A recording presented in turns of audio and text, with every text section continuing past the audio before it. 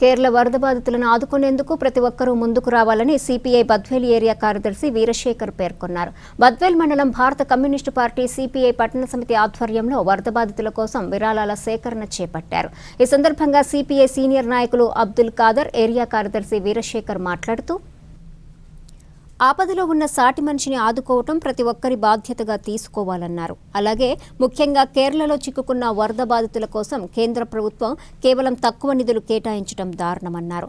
అందుకోసం కేరళ వరద బాధితులను ఆదుకునేందుకు సిపిఐ పిలుపు మేరకు బద్వేల్ పట్టణంలో విరాళాల సేకరణ చేపట్టడం జరిగిందన్నారు. ఈ కార్యక్రమంలో బద్వేలు పట్టణ కార్యదర్శి చంద్రశేఖర్, రాజు, జకరయ్య తదితరులు పాల్గొన్నారు.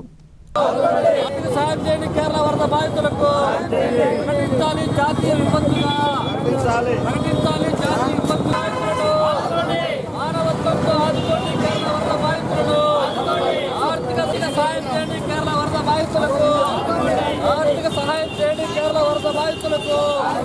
కేరళ వరదలను జాతీయ విపత్తుగా ప్రకటించాలి. కేరళను జాతీయ విపత్తుగా ఆదుకోండి కేరళ. భారత కమ్యూనిస్ట్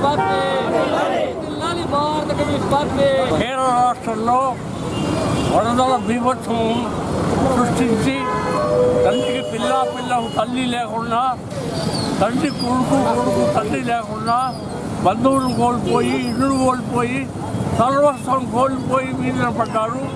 ఇప్పుడు ప్రభుత్వం ఇచ్చే సహాయంతో బతుకుతూ ఉంటారు. వాళ్ళు బయటికి రావాలంటే ప్రభుత్వం వెంటనే వాళ్ళకు ఆర్థిక సహాయం చేయాలి. ఇప్పుడు వచ్చిన మొత్తం ఏమాత్రం చాలు, దానికి పెద్ద సహాయం చేయాల్సిన అవసరం ఉంది. అదేవిధంగా కేరళ రాష్ట్రంలో జరిగిన వరద బీభత్సవాన్ని వాళ్ళు గుర్తించి ఎక్కువ డబ్బులు కేటాయించాలి. అదేవిధంగా ఎవరైనా సహాయం చేస్తే కేంద్ర ప్రభుత్వం అడ్డుకోవడం సరైనది కాదు.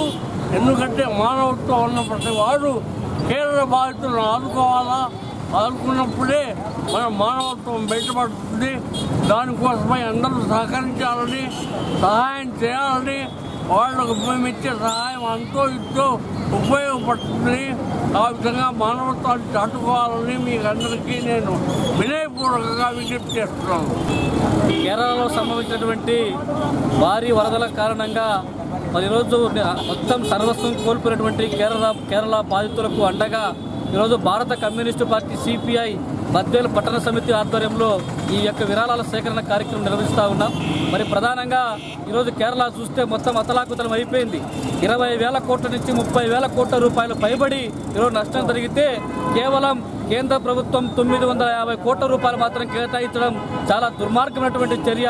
ఈరోజు పెద్ద పెద్ద కార్పొరేట్ సంస్థలకు అడగకుండానే రాయితీలు ఇచ్చేటువంటి ఈ కేంద్రంలో ఉన్నటువంటి నరేంద్ర మోడీ మరి కేరళలో ఇంత విపత్కరమైనటువంటి పరిస్థితులు ఉంటే వాటిని మానవత్వంతో ఆలోచించాల్సింది పోయి కేవలం కమ్యూనిస్టు పార్టీ అధికారంలో ఉన్నటువంటి ఉద్దేశంతోనే వివక్ష చూపించడం సరైనది కాదు. అయినా మేము కూడా చెప్తా ఉన్నాం, ఈరోజు కేరళ బాధితుల పక్షాన కేరళ ప్రజలకు అండగా కమ్యూనిస్టులు ఎక్కడున్నా కూడా దేశవ్యాప్తంగా, ప్రపంచవ్యాప్తంగా వాళ్ళకి అండగా నిలబడతామని చెప్పి ఈ సందర్భంగా తెలియజేస్తా ఉన్నాను.